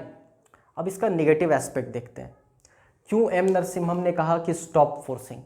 ओके, क्योंकि गवर्नमेंट सिक्योरिटी में लैंडिंग जो इंटरेस्ट जो मिलता है वो एज कंपेयर्ड कम मिलता है। ओके, बट ऑब्वियस है ना, ये कनेक्शन आपको जब हम लोग फाइनेंशियल मार्केट देखेंगे तो उस वक्त ये देखेंगे कि जितना ज़्यादा रिस्क होता है उतना ज़्यादा रेट ऑफ इंटरेस्ट होता है, जितना कम रिस्क होता है उतना कम रेट ऑफ इंटरेस्ट होता है। ये तो कॉमन अंडरस्टैंडिंग ही बतला रहा होगा। फाइन। तो गवर्नमेंट बैक्ड है मतलब रेट ऑफ इंटरेस्ट कम होगा, मतलब गवर्नमेंट सिक्योरिटी में पैसा कम मिलता है इंटरेस्ट के रूप में। ओके, तो एम नरसिम्हम ने कहा कि अगर आप इसको फ्री छोड़ दोगे कि आप किसी भी लिक्विड एसेट में of their own choice okay invest कर सकते हो, तो बट ऑब्वियस है थोड़ा सा उनका इंटरेस्ट ज़्यादा मिलेगा। इंटरेस्ट ज़्यादा मिलेगा तो बट ऑब्वियस है बैंक के पास ज़्यादा पैसा आएगा। बैंक के पास ज़्यादा पैसा आएगा तो वो इंटरेस्ट रेट कम रखेगा। इंटरेस्ट रेट कम रखेगा तो फर्म को ज़्यादा लोन मिलेगा, और वो पूरी चक्री आपको फिर समझ में आ रही होगी। ओके, तो इसलिए एम नरसिम्हम ने एग्जैक्टली ऐसा कहा था कि stop forcing banks to invest in government securities and allow them to select liquid asset of their own choice. Okay, ये बेसिकली उनका कहना था। लेकिन आज के सिस्टम में वही चल रहा है कि बैंक मैक्सिमम जो कोशिश करे वो गवर्नमेंट सिक्योरिटीज़ में ही इन्वेस्ट करना, मतलब ऐसा कोशिश करे कि उसको इन्वेस्ट करना है गवर्नमेंट सिक्योरिटीज़ में। इसको लेकर के बहुत कंट्रोवर्शियल इश्यूज़ भी आता रहता है। मतलब आप देखोगे न्यूज़ में अक्सर आता है, एक नया टर्म दिया गया कि फाइनेंशियल सप्रेशन, मतलब कहीं ना कहीं गवर्नमेंट सप्रेस कर रहा है। मतलब ये पैसा बैंक हो सकता है किसी और लिक्विड फॉर्म में रखता है, लेकिन कंपेल कर दिया जा रहा है आरबीआई के माध्यम से कि आप गवर्नमेंट सिक्योरिटीज़ में ही ज़्यादा से ज़्यादा इन्वेस्ट करो। मतलब this is not a written note, but system ऐसा ही है। खैर, ओके, दूसरे एंगल से सोचोगे तो ये इसका बेस्ट पार्ट ये है कि अगर आप गवर्नमेंट सिक्योरिटीज़ में इन्वेस्ट करते हो तो वो सबसे ज़्यादा सेफ है। मतलब आप बैंक रन की तरफ कभी नहीं जाओगे। ओके, अगर किसी और लिक्विड फॉर्म में आप पैसा रखते हो और वो थोड़ा सा वोलेटाइल इन नेचर रखता, volatile in nature, let's suppose आप प्रीशियस स्टोन की बात कर लो, गोल्ड की बात कर लो, तो गोल्ड कितना ज़्यादा वोलेटाइल पिछले 10 वर्षों में रहा है, आई होप ये सबको पता है। ओके, आज से 2007-8-9 में गोल्ड का कीमत 10,000 12,000 रुपये 10 ग्राम का हुआ करता था, आज 50,000 से भी ज़्यादा है। तो इसकी वोलेटिलिटी आपको दिख रही होगी। तो मतलब कहीं ना कहीं वो एक एंगल से बड़ा सेफ लगता है और दूसरे एंगल से लगता है कि आई मीन टू से गवर्नमेंट सिक्योरिटीज़ में इन्वेस्ट नहीं करना चाहिए था। खैर, सबका अपना अपना पॉजिटिव्स और निगेटिव्स है, उस पर हम लोग अभी बात नहीं करने वाले हैं। हम लोग देखेंगे कि इकोनॉमिक सर्वे इस चीज़ को लेकर क्या कहता है। ओके, उस पर हम लोग बात करेंगे। इकोनॉमिक सर्वे गवर्नमेंट के द्वारा ही निकलता है, फिनेंस मिनिस्ट्री से ही निकलता है, और वो बेसिकली बतलाता है कि क्या क्या रेक्टिफिकेशंस किया जा सकता है गवर्नमेंट पॉलिसीज़ में। तो हम लोग ये बात करेंगे कि इकोनॉमिक सर्वे इस इशू को लेकर के आज क्या कहता है। ओके, वो बाद का एजेंडा होगा, अभी बस इसके भाव को समझ लो। फाइन। अब अर्लियर ये जो रेंज हुआ करता था, earlier this range was 25% to 40%. Okay, 40%. You all will be very surprised to know in before LPG it was on the upper ceiling या अपर साइड। फाइन, मतलब ये SLR का वैल्यू 40% के आसपास होता था। और सरप्राइजिंगली जैसे हम लोग CRR में बात किए थे 1992 की, तो अगर स्पेसिफिकली हम लोग बात करें 1992 की, तो ये 38.5% था। अब आपको समझ आ रहा होगा कि 1992 में CRR 15% था। फाइन, मतलब 38.5 एंड 53.5, मतलब 53.5 रुपये तो आपको बस रिजर्व के रूप में रख लेना है। मतलब you can only land 46.5 rupees okay, और 46.5 रुपीज़ से आपको वही इंटरेस्ट कमाना है जो आप अपने डिपॉजिटर्स को 100 रुपये पर दे सको, मतलब rate of interest but obvious है हाई होगा, इतना तो आपको समझ में आ ही रहा होगा। घटते घटते इसको 2007 तक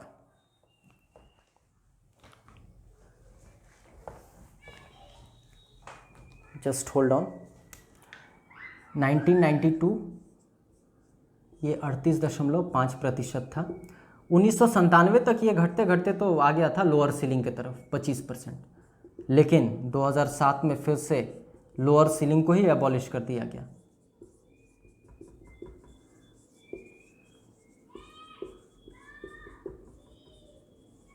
lower ceiling was abolished, okay. और आज की अगर बात करें तो ये 18.5% है। Just take a look on it. Fine, pre covid it was 18.25, आज ये 18.5 है। और सबसे मजे की बात, interestingly 1% change gives 1.37 lakh crore cash flow in financial system. अब बोलोगे सर इसमें भी वही वैल्यू आ रहा है जो CRR में आ रहा था,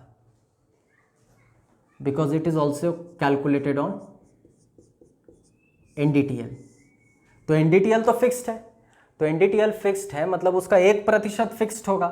तो आइदर वो कैश रिजर्व रेशियो की बात कर लो या फिर स्टैट्यूटरी रिजर्व रेशियो की बात कर लो, दोनों केस में 1% का हेर फेर, 1% का ऊपर नीचे, फाइन, राइज या fall 1.37 lakh crore financial system में इम्पैक्ट डालता है या फिर रोल प्ले करता है। जस्ट टेक अ लुक, हम लोग आगे फिर बढ़ेंगे। We will take bank rate. आज का एजेंडा बस और बस ये क्वांटिटेटिव टूल्स को ही समझना है। फाइन,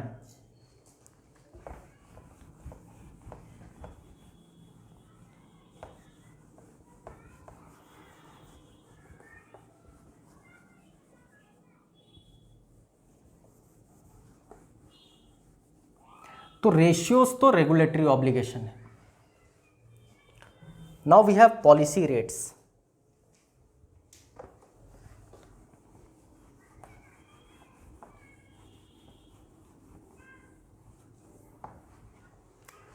ओके फाइन,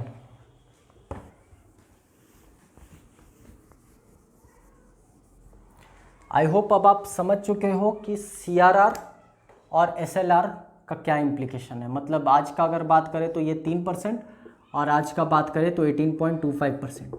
फाइन, ये CRR ये 18.25 मतलब कुल मिलाकर 21.25% आपको रिजर्व रेशियो के रूप में रखना है। फाइन, खैर, our next tool is bank rate, and bank rate is basically interest rate which RBI charges on its long term lendings.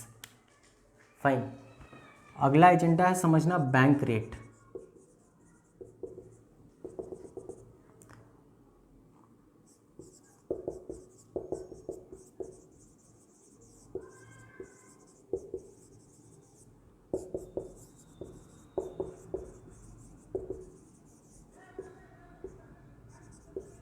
Basically more than 90 days,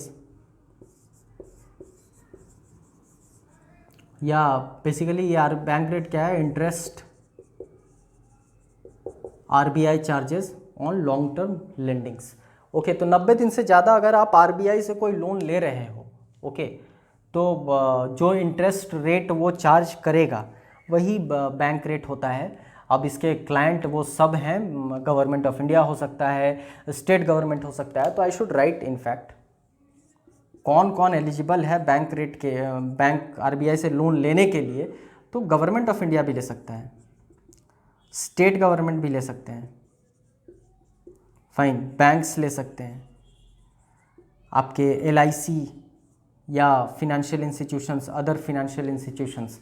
तो ये सब RBI से अगर लोन लेता है तो कोई ना कोई रेट तो होगा जिस पर वो लोन देगा, फाइन, RBI लोन देगा। इसमें NBFCs भी होते हैं, आपके कोऑपरेटिव बैंक्स भी होते हैं, और जो फिनेंशियल इंस्टीट्यूशंस हम लोग बात किए वो सब होते हैं। ओके, आपके प्री कोविड मार्च 2020 में इसका वैल्यू था 4.65%। आई मीन मार्च 2020 4.65%। और इंटरेस्टिंगली आज भी ये 4.65% है। ओके, तो एकदम सिंपल लैंग्वेज में आप कोशिश करो समझने का। तो ये लॉन्ग टर्म लेंडिंग में आरबीआई जो चार्ज करता है, आई मीन इंटरेस्ट, इसका अर्थ ये हुआ कि this is the bank rate, fine, late us suppose 4.65%।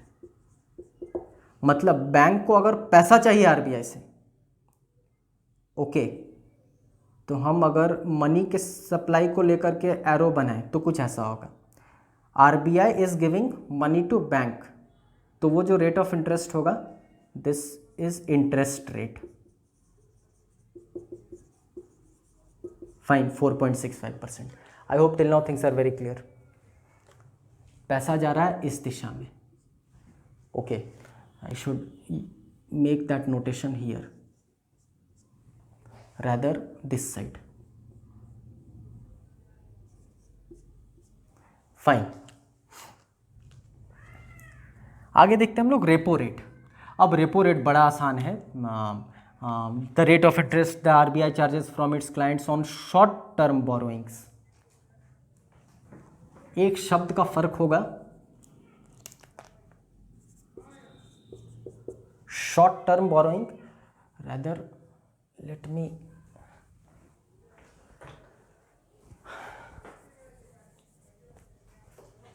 this is short term,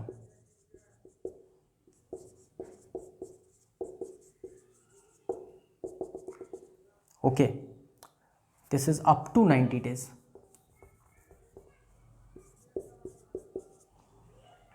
fine. अब वैल्यूज़ की स्पेसिफिकली बात कर लें तो आपका रेपो रेट मार्च में 4.40 था, आज 4% है।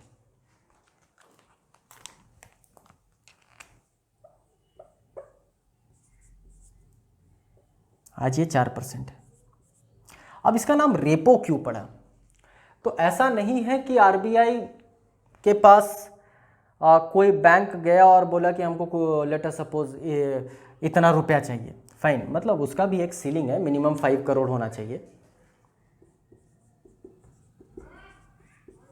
फाइन, कम से कम आपको 5 करोड़ रुपया लेना होगा, और वो भी कम से कम 90 दिन के, मतलब up to 90 days, at max आप 90 डेज़ के लिए ले सकते हो।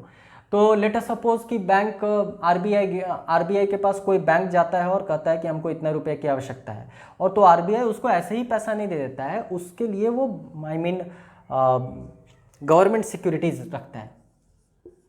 यहाँ पर भी गवर्नमेंट सिक्योरिटीज़ का रोल है, फाइन। अब गवर्नमेंट सिक्योरिटीज़ लेता है, ओके। अब समझो इस बात को, इसका नाम रेपो क्यों पड़ा? रेपो का मतलब हुआ रेट ऑफ रीपरचेज या फिर रीपरचेज ऑप्शन, ओके। रेपो का मतलब होता है, शाब्दिक मतलब,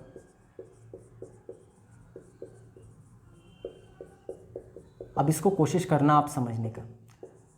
कहीं कहीं तो इसका मतलब आपके डेवलप्ड नेशन में रेट ऑफ डिस्काउंट भी कहा जाता है, और इसी चीज़ को रेट ऑफ परचेज भी कहा जाता है। कोशिश करना इस बात को समझने का।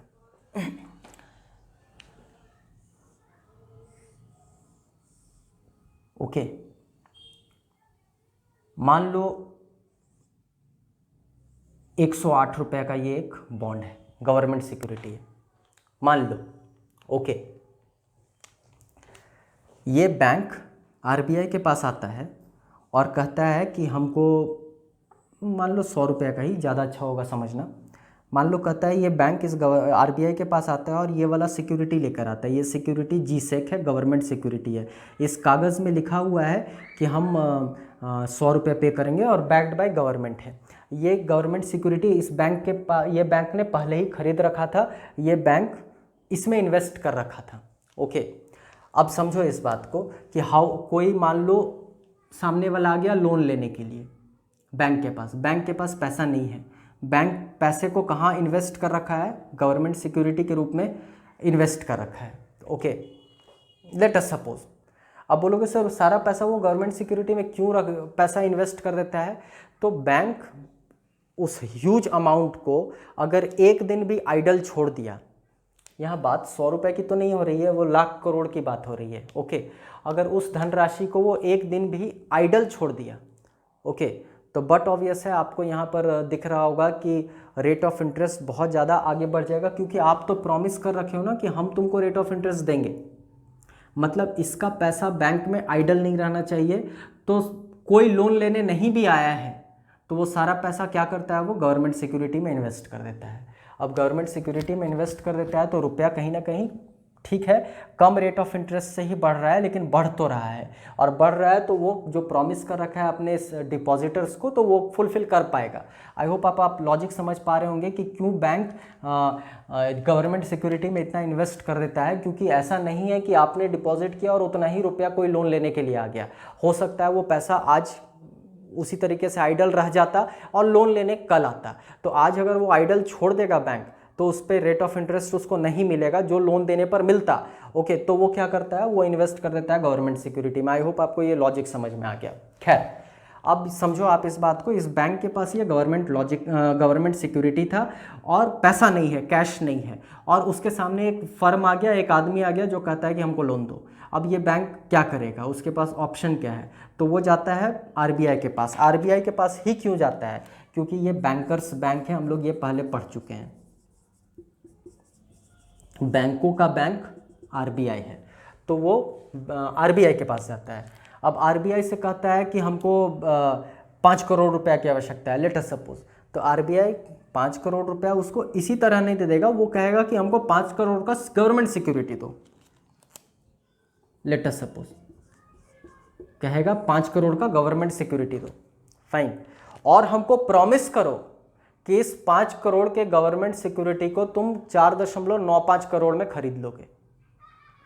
बट ऑब्वियस है ना, आरबीआई को भी कुछ मुनाफा कमाना है, फाइन, तो ये जो रेट ऑफ इंटरेस्ट का फर्क आया वही है रेट ऑफ परचेस। अब आप समझ पा रहे होंगे, फाइन, मतलब 100 रुपये में तुम हमको 100 रुपये का बॉन्ड दो, 100 रुपये का गवर्नमेंट सिक्योरिटी दो, लेकिन जब हम तुमको पैसा 100 रुपये तब देंगे जब तुम हमको प्रॉमिस करोगे कि भविष्य में इसी 100 रुपये को तुम पर रीपरचेस कर लोगे। एक rate of interest late us suppose 4.4% आज दिया हुआ है, तो उस रेट ऑफ इंटरेस्ट पर तुम खरीद लोगे, फाइन, ताकि मेरा मुनाफा कुछ मिल जाएगा। तो आप, आई होप आपको ये समझ में आ रहा होगा। Just take a look on it.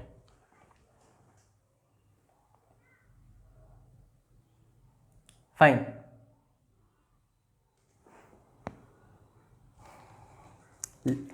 Just for a conceptual clarity, बहुत आसान है। अगर हम लोग यही रेट ऑफ इंटरेस्ट को लेकर चले तो ये बैंक आया 100 रुपये का बॉन्ड लेकर, बैंक आया 100 रुपये का बॉन्ड लेकर आरबीआई के पास, फाइन, आरबीआई ने उसको 100 रुपये दे दिया, लेकिन विथ अ प्रॉमिस कि देखो इसी चीज़ को तुम 104 रुपये में परचेस करोगे after 7 days, after 14 days, after 21 days, whatsoever, okay, जो दिया रहेगा। तो जरा देखो, आरबीआई ने दिया था 100 रुपया, लेकिन आरबीआई को वापस मिला 104 रुपया। आई होप 4% आज का जो रेट है उससे आप इसको कनेक्ट कर पा रहे होंगे। Fine, just take a look on it. इसीलिए इसका नाम है रेट ऑफ रीपरचेज, और इसीलिए इसका नाम है रेपो, रीपरचेज ऑप्शन। हम पुनः खरीद लेंगे। आज ये गवर्नमेंट सिक्योरिटी हम तुमको दे रहे हैं, आरबीआई को दे रहे हैं, लेकिन हम प्रॉमिस करते हैं कि हफ्ते दिन बाद, 15 दिन बाद, 20 दिन बाद इसको हम तुमसे रीपरचेज कर लेंगे। फाइन, किस रेट ऑफ इंटरेस्ट पर रीपरचेज करेंगे, तो जो रेट ऑफ इंटरेस्ट आपकी मॉनिटरी पॉलिसी कमेटी डिसाइड करेगी उस रेट ऑफ इंटरेस्ट पर हम रीपरचेज कर लेंगे। I hope till now things are very clear. Fine, तो यहां पर भी रुपया कहीं ना कहीं यहां जा रहा है, ओके, 4%। अब नेक्स्ट है MSF rate, okay, marginal standing facility, okay. तीसरा एमएसएफ रेट,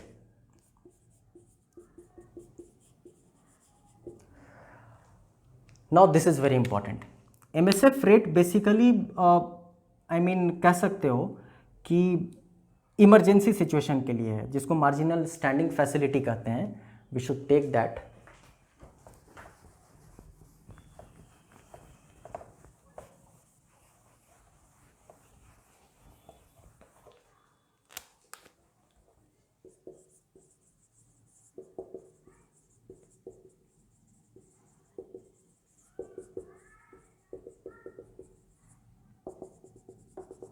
ये नेक्स्ट वेपन है, नेक्स्ट टूल है आरबीआई का, एमएसएफ। अब इसको कोशिश करो आप समझने का। ये तो बात हो गई बैंक रेट 90 दिन से ज़्यादा।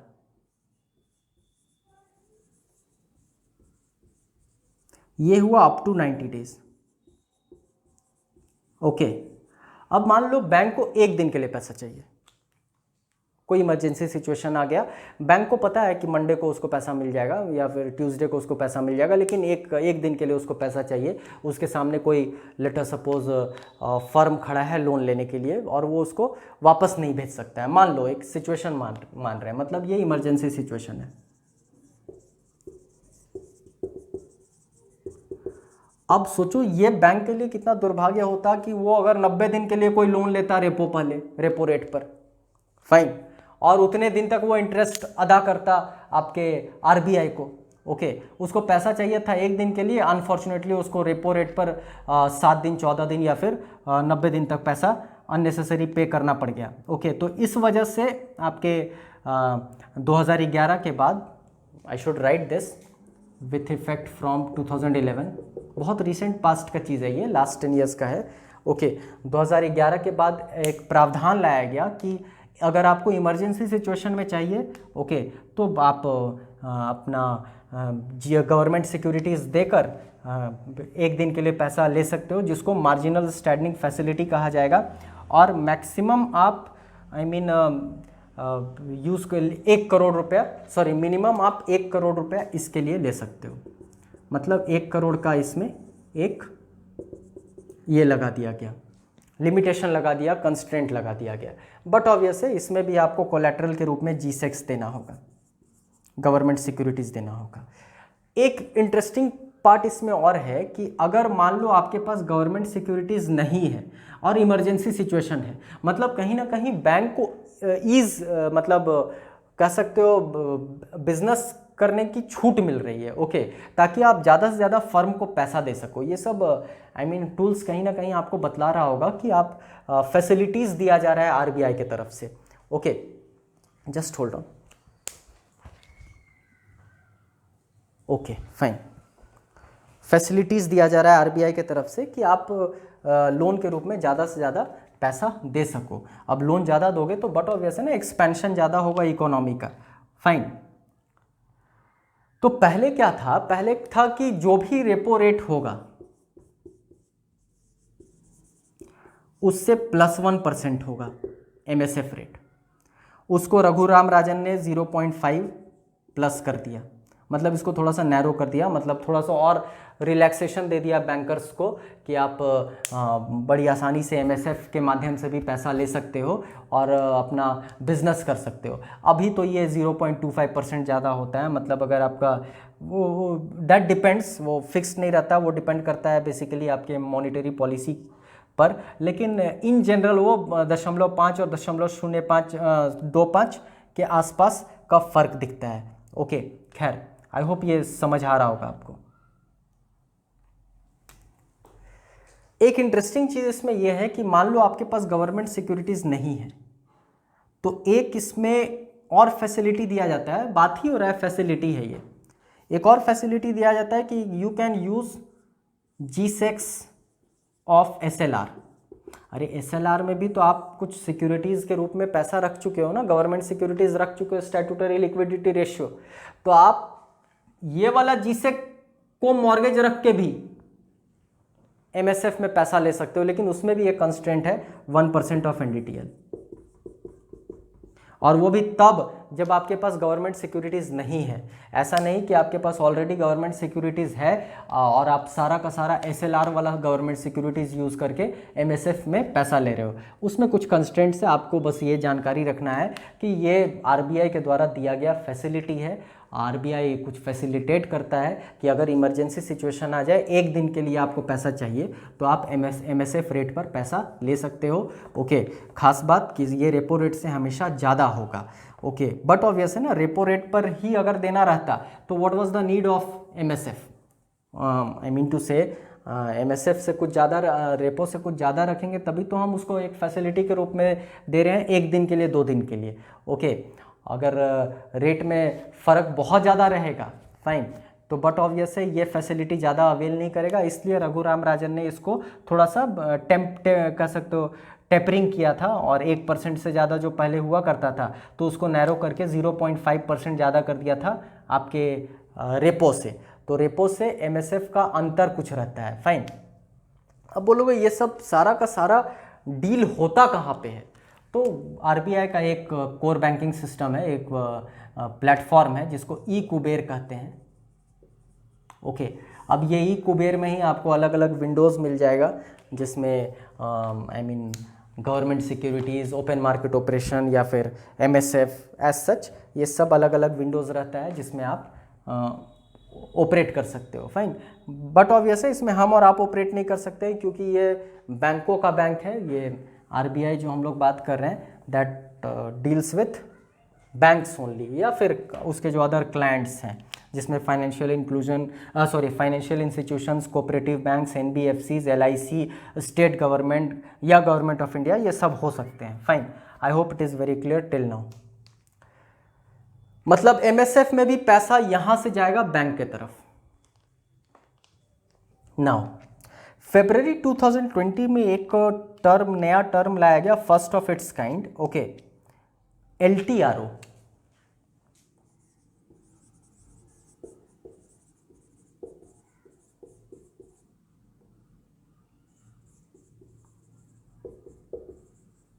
कुछ नहीं है, बहुत आसान है, वही रीपर्चेज ऑप्शन लेकिन 90 दिन से ज़्यादा। मतलब रेपो रेट पर ही तुम पैसा ले लो, लेकिन 90 दिन से ज़्यादा के लिए अगर लेना चाहते हो फाइन, 1 साल से 3 साल, ओके, तो वो ले सकते हो। मतलब कहीं ना कहीं enabling them to lend cheaper loans.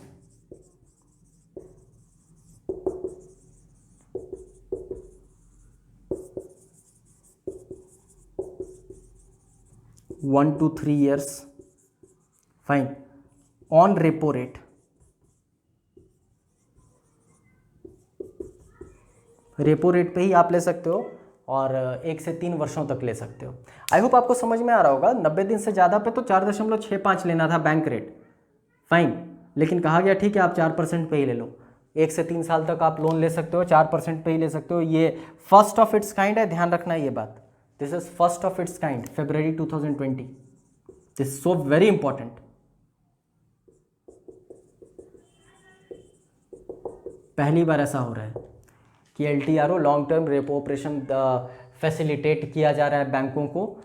उसके पीछे रीज़न था, उसके पीछे रीज़न ये था कि थोड़ा सा लोन चीप होगा फाइन, और जो स्लो डाउन इकोनॉमी में आ गई है वो थोड़ा सा कह सकते हो उसमें अपलिफ्टमेंट होगा फाइन। और tenure of LTRO will be 1 to 3 years, और इसमें 1.50 लाख करोड़ बात हुआ था पैसा सिस्टम में डालने का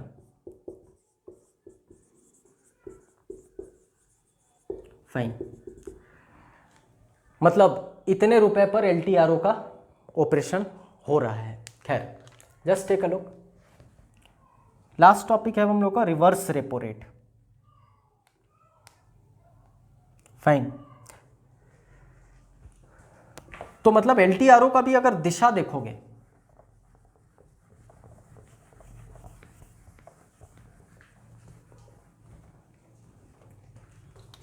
तो LTRO के केस में भी बट ऑब्वियस है रेपो रेट का ही वैल्यू बराबर होगा fine, it is something like that. तो कहीं ना कहीं रुपया आरबीआई से उस तरफ जा रहे हैं। ओके, अब नेक्स्ट हम लोग टूल लेंगे, that is reverse repo rate. ये उल्टा है, नाम ही बता रहा है, रिवर्स रेपो रेट। अब इसमें पैसा यहां आ रहा है। अब ये दो तरह से हो सकता है, एक हो सकता है loan given to RBI by bank. अब आरबीआई कहे कि हमको लोन चाहिए, अब बोलोगे सर आरबीआई को लोन क्यों चाहिए, तो इसका दूसरा वर्जन देखो आप, deposits of bank to RBI. बात तो बराबर है, deposits of bank to RBI में भी रुपया इधर आ रहा है, या आरबीआई बैंक से लोन ले रहा है तो वो भी रुपया इधर आ रहा है। फाइन, अब तक हम लोग जितना भी बात किए उसमें रुपया आरबीआई से बैंक की तरफ जा रहा था, अब की बार बैंक से आरबीआई की तरफ आ रहा है, तो इसी को कहते हैं रिवर्स रेपो रेट। फाइन, अब डेफिनेशन इसका अगर हम लोग देखें तो it is the rate of interest the RBI pays to its client who offer short term loan to it. Rate of interest RBI pays, अब आरबीआई पे करेगा to its client who offer short term loan to it. Okay, just take a look. In practice ऐसा नहीं है, in practice basically है कि जितने भी financial institutions हैं वो अपने सरप्लस फंड को आरबीआई के पास पार्क कर देते हैं। Okay, in practice FIs of India park their surplus fund with RBI, और जो इंटरेस्ट रेट होगा वो होगा reverse repo rate. Fine, just take a look. मार्च में ये 4% था, आज 3.35 है।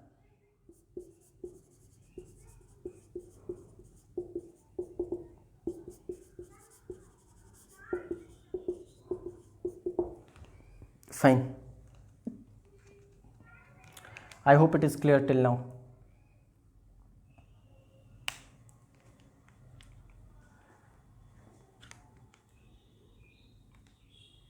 Okay. So these are some of the tools. अब ओपन मार्केट ऑपरेशन क्या है ये थोड़ा सा समझ लेते हैं। ओपन मार्केट ऑपरेशन बहुत आसान है।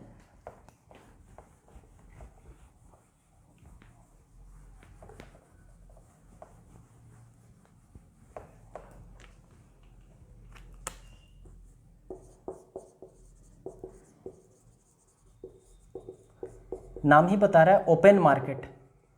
अब इसमें केवल बैंक ही इन्वॉल्व नहीं होंगे, सब क्लाइंट्स इन्वॉल्व हो सकते हैं। ओके, हम और आप भी इन्वॉल्व हो सकते हैं।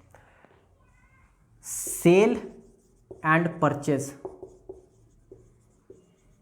Of government securities.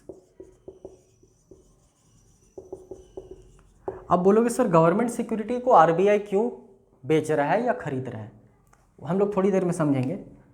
क्योंकि गवर्नमेंट का बैंक आरबीआई होता है, हम लोग ये आरबीआई के लेक्चर में देखे थे। बैंकों का बैंक, ये सब ऑपरेशन हम लोग देखे। गवर्नमेंट का बैंक आरबीआई, तो आरबीआई गवर्नमेंट के बिहाफ में sale and purchase of government securities करता है, उसी को ओपन मार्केट ऑपरेशन कहते हैं। Just take a look on it. But obvious है ना, अगर आप मान लो सेल कर रहे हो, आरबीआई अगर सेल कर रहा है, लेट अस सपोज अगर आरबीआई सेल कर रहा है ओपन मार्केट ऑपरेशन के माध्यम से गवर्नमेंट सिक्योरिटी, इसका इम्प्लीकेशन क्या होगा? कोई ना कोई तो बाई करेगा उसको। लेट अस सपोज पब्लिक में कोई बाई किया, अब जो खरीदा तो उसको तो एक कागज़ का टुकड़ा मिला, वो सारा पैसा कहाँ चला गया? पैसा चला गया आरबीआई के पास। ओके, तो जो सिस्टम है, ये जो पूरा सिस्टम है, ओके, मतलब अगर इसको हम पूरा सिस्टम मान ले, फाइनेंशियल सिस्टम, वहाँ से पैसा निकल कर कहाँ चला गया? आरबीआई के पास, क्योंकि उस आदमी के पास तो वो कागज़ का टुकड़ा चला गया। फाइन, मतलब मनी सप्लाई डिक्रीजेज। अब आपको वो याद आ रहा होगा एग्जाम्पल, इस अगर सिस्टम में पैसा कम होगा तो ये पेन का कीमत जो बढ़ता जा रहा था, वो पेन का कीमत कमेगा, मतलब inflation decreases. Just take a look. Fine, अब इसका उल्टा, अगर मान लो आरबीआई परचेस करने लगे ओएमओ, मतलब गवर्नमेंट, अभी हम लोग बोले ना सेल एंड परचेस, अगर मान लो ओएमओ ओपन मार्केट ऑपरेशन के माध्यम से गवर्नमेंट सिक्योरिटीज खरीदने लगे, तो कागज का टुकड़ा आरबीआई के पास आएगा और पैसा सिस्टम में जाएगा। फाइन, तो पैसा सिस्टम में जाएगा तो बट ऑब्वियसली इन्फ्लेशन बढ़ेगा, मनी सप्लाई बढ़ेगी। तो जितने भी टूल्स हैं उसमें आपको लॉजिक से सोचना है। अब हम लोग कोशिश करेंगे कंसोलिडेट करने का।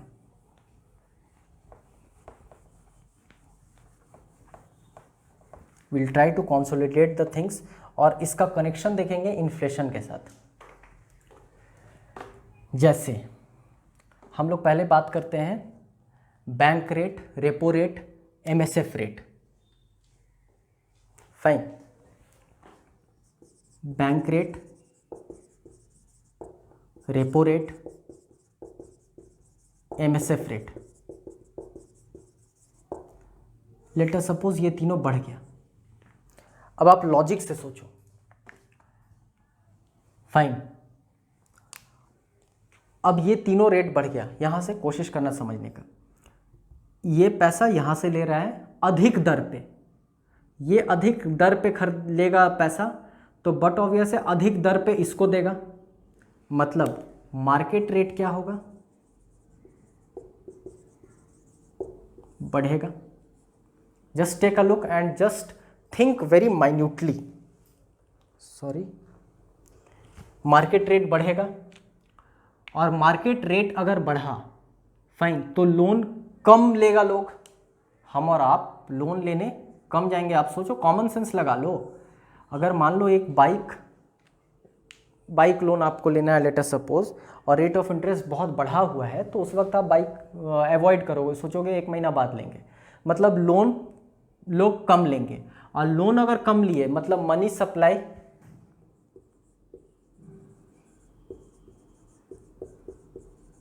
कम हुआ, और मनी सप्लाई कम हुआ तो बट ऑब्वियसली इन्फ्लेशन नीचे जाएगा। Just let me see whether it is on the frame और नॉट। ओके, तो ये सब कहीं ना कहीं इन्फ्लेशन को कम करेगा। Just take a look. I hope vice versa आप समझ पा रहे होगे।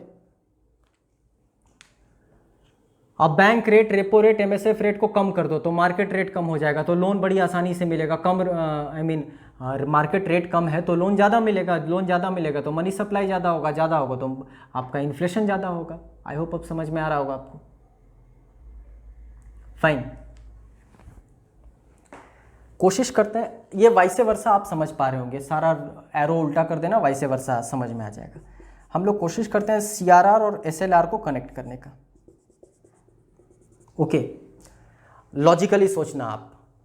अगर मान लो सीआरआर बढ़ गया या एसएलआर बढ़ गया,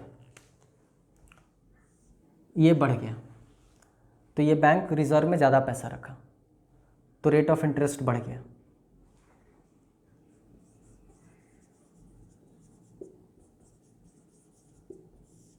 और मार्केट रेट बढ़ गया, फाइन, तो लोन कम गया, तो मनी सप्लाई कम गया। हेंस जो यहाँ पर हम लोग देखे वही इसके साथ भी एप्लीकेबल है।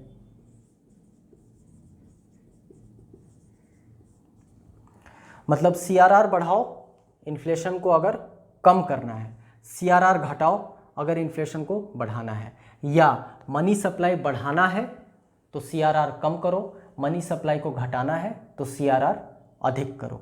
आई होप आपको ये लॉजिक समझ में आ रहा होगा।